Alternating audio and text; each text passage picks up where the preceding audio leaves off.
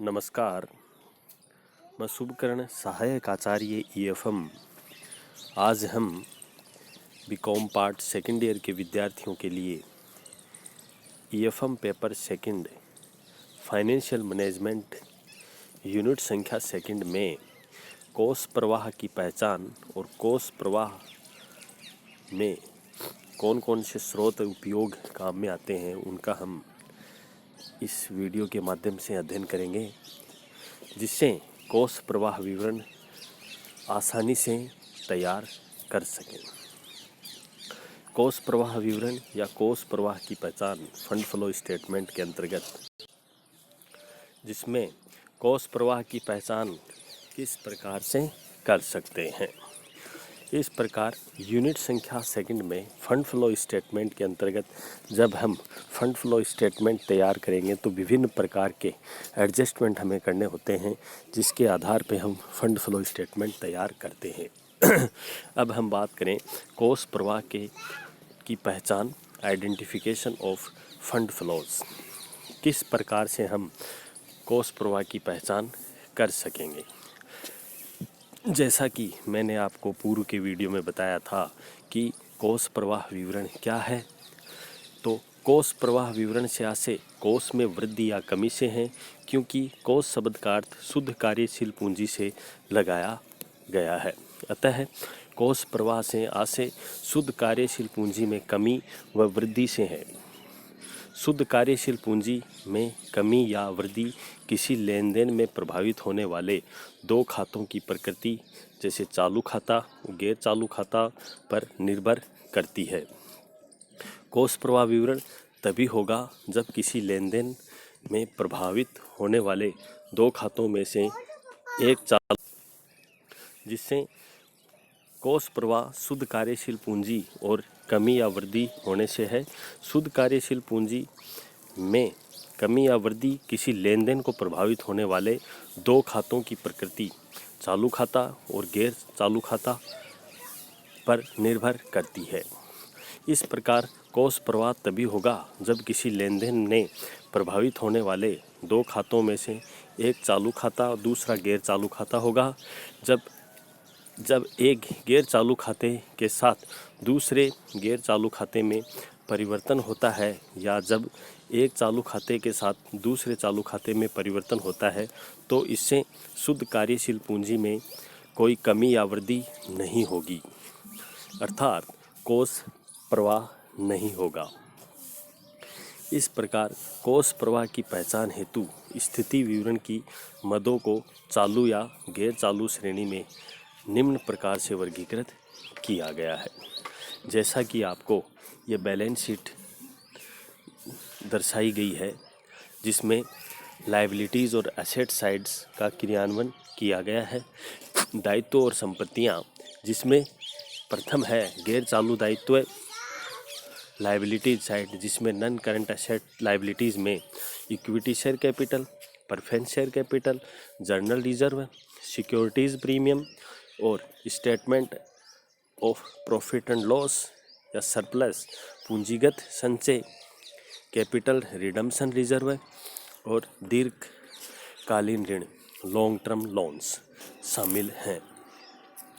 इसी प्रकार संपत्तियों में नॉन करेंट एसेट्स के अंतर्गत land and buildings, plant and machinery, furnitures, motor vehicle, goodwill, trademarks, patent, long term investment, preliminary expenses, underwriting commission शामिल हैं। इसी क्रम में हम आगे अध्ययन करें चालू दायित्व करंट लायबिलिटीज़ में, जिसमें प्रथम है creditors, bills payables, out bank overdraft, short term deposit, short term loans, outstanding expenses, unearned income, provision for tax, proposed dividend, provision against current assets हैं। इसी प्रकार चालू संपत्ति खातों में करंट एसेट्स में स्टॉक, शॉर्ट टर्म या marketable investment, short term advances और loans, BR, debtors, accrued income, prepaid expenses, advance tax, cash at bank और कैश इन हैंड शामिल है। इस प्रकार से हम इस चित्र के माध्यम से समझ सकते हैं कि कोष प्रवाह से संबंधित नियम को निम्नलिखित चित्र के द्वारा स्पष्ट किया गया है, जैसा कि गैर चालू दायित्व, गैर चालू संपत्तियां, चालू दायित्व और गैर चालू संपत्तियों में कोष प्रवाह विवरण नहीं होता है। तो इस प्रकार से कोष प्रवाह विवरण नहीं होता है और कोष प्रवाह विवरण होता है। जब किसी लेन देन में कब कोष प्रवाह होता है? जब कोष प्रवाह नहीं होता है तो निम्न प्रकार से स्पष्ट रूप से समझा जा सकता है कौन कौन से ऐसे लेन देन हैं जिसमें कोष प्रवाह कब होता है। When there is flow of funds, जिन लेन देनों के फलस्वरूप विद्यमान कार्यशील पूंजी या कमी या वृद्धि होती है, उसके कारण कोष प्रवाह होता है। ऐसे लेन देनों के उदाहरण निम्न प्रकार हैं, जिसमें प्रथम है यदि लेन देन का प्रभाव एक चालू संपत्ति खाते या एक गैर चालू संपत्ति खाते पर पड़ता हो, जैसे नगद भुगतान करके फर्नीचर क्रय करने पर फर्नीचर खाता, और जैसे किसी नगद भुगतान करके फर्नीचर क्रय करने पर फर्नीचर खाता गैर चालू संपत्ति डेबिट होगा और रोकड़ खाता चालू संपत्ति क्रेडिट होगा। इससे कोष का बहिर्गमन या उपयोग होगा, क्योंकि इस लेन देन के फलस्वरूप नगद में कमी होगी तो इसके फलस्वरूप कार्यशील पूंजी में भी कमी होगी। दूसरा है यदि लेन देन का प्रभाव एक चालू संपत्ति खाते तथा एक गैर चालू दायित्व खाते पर क्या प्रभाव पड़े, जैसे कंपनी द्वारा रोकड़ के बदले ऋण पत्र जारी करने पर रोकड़ खाता डेबिट और ऋण खाता क्रेडिट होगा। परिणाम स्वरूप कार्यशील पूंजी में वृद्धि होगी, अतः यह लेन देन कोषों के या कोषों का स्रोत होगा। इसी प्रकार नकद के बदले अंश पूंजी जारी करने या ऋण लेने पर कोषों का प्रवाह होगा। इसके विपरीत अधिमान अंशों के शोधन पर भी पुनः भुगतान से कोषों का बहिर्गमन भी होगा। इसी प्रकार तीसरा एडजस्टमेंट है यदि लेन देन का प्रभाव एक चालू दायित्व वाले खाते या दूसरे गैर चालू दायित्व खाते पर पड़ता हो, उसमें भी हम इस प्रकार से एडजस्टमेंट करेंगे। किसी लेनदारों का भुगतान अंश पूंजी या ऋण पत्र जारी करके लेनदार खाता चालू दायित्व खाता डेबिट होगा और अंश पूंजी या ऋण पत्र खाता गैर चालू दायित्व खाता क्रेडिट होगा। इस प्रकार इस लेन देन के फलस्वरूप लेनदारों में कमी के कारण कार्यशील पूंजी में वृद्धि होगी, अतः इससे कोषों का अंतर्वाह होगा। यदि लेन देन का प्रभाव एक चालू दायित्व वाले खाते या एक गैर चालू संपत्ति वाले खाते पर पड़ता हो तो क्या होगा, जैसे फर्नीचर उधार खाता क्रय या फर्नीचर उधार क्रय करने पर फर्नीचर खाता गैर चालू संपत्ति होगा, डेबिट होगा, लेनदार खाता चालू दायित्व क्रेडिट होगा। अतः इन लेन देनों के फलस्वरूप लेनदारों में वृद्धि के कारण कार्यशील पूंजी में कमी होगी, जिससे कोषों का बहिर्गमन या उपयोग होगा। इसी प्रकार पांचवें एडजस्टमेंट में व्यापारिक क्रियाओं के फलस्वरूप क्रियाशील लाभ या क्रियाशील हानि के कारण कोष प्रवाह होता है, क्योंकि व्यवसाय की विभिन्न क्रियाओं यथा क्रय विक्रय, व्यापारिक खर्चों या व्यापारिक आयों के सम्मिलित होने से कोष प्रवाह विवरण में क्रियाशील लाभ, कोषों का स्रोत, हानि, क्रियाशील लाभ की गणना, गैर व्यापारिक खर्चे, गैर व्यापारिक आयों का समायोजन कर लिया जाता है। इससे क्रियाशील लाभों की गणना विधि का वर्णन विस्तार से इसी अध्याय में आगे हम पढ़ेंगे। इसी प्रकार अगले क्रम में गैर व्यावसायिक प्राप्तियों और आयों, भुगतान खर्चों या हानियों के फलस्वरूप कोष प्रवाह होगा। यदि गैर व्यावसायिक प्राप्तियां, आय, भुगतान और खर्चे, हानियां इस प्रकार की हैं, उनके द्वारा परिणाम स्वरूप चालू संपत्ति या चालू दायित्व प्रभावित होंगे। ऐसे व्यवहारों के फलस्वरूप कोष प्रवाह होता है। उदाहरण के लिए नकद लाभ प्राप्त होने पर यह कोषों का स्रोत होगा। अब ऐसे कौन कौन से हैं जिनका एडजस्टमेंट हमने इस प्रकार से उपयुक्त रूप से स्पष्ट रूप से हम ये कहेंगे कि कोष प्रवाह तभी होगा जब लेन देन के फलस्वरूप एक चालू खाता दूसरा गैर चालू खाता प्रभावित होता हो। इसी क्रम में हम आगे पढ़ेंगे कि कोष प्रवाह कब कि कोष प्रवाह कब नहीं होता है, when there is no flow of funds. ये लेन देन इस प्रकार के हैं जहाँ पर विद्यमान कार्यशील पूंजी पर कोई प्रभाव नहीं पड़ता है, उन लेन देनों के फलस्वरूप कोष प्रवाह नहीं होता है। इस प्रकार से ऐसे लेन देन उदाहरण निम्न प्रकार है, जिसमें पहला है एक चालू संपत्ति का दूसरी चालू संपत्ति में परिवर्तन होने पर, या फिर एक चालू दायित्व का चालू संपत्ति से भुगतान होने पर, या एक चालू दायित्व का दूसरे दायित्व पर परिवर्तन होने पर, या एक गैर चालू दायित्व का दूसरे गैर चालू दायित्व के परिवर्तन होने पर, या फिर एक गैर चालू संपत्ति दूसरी गैर संपत्ति में परिवर्तन होने पर, या फिर गैर चालू संपत्ति या गैर चालू दायित्व के समान रूप से प्रभावित होने पर। इस प्रकार से कोष प्रवाह नहीं होता है।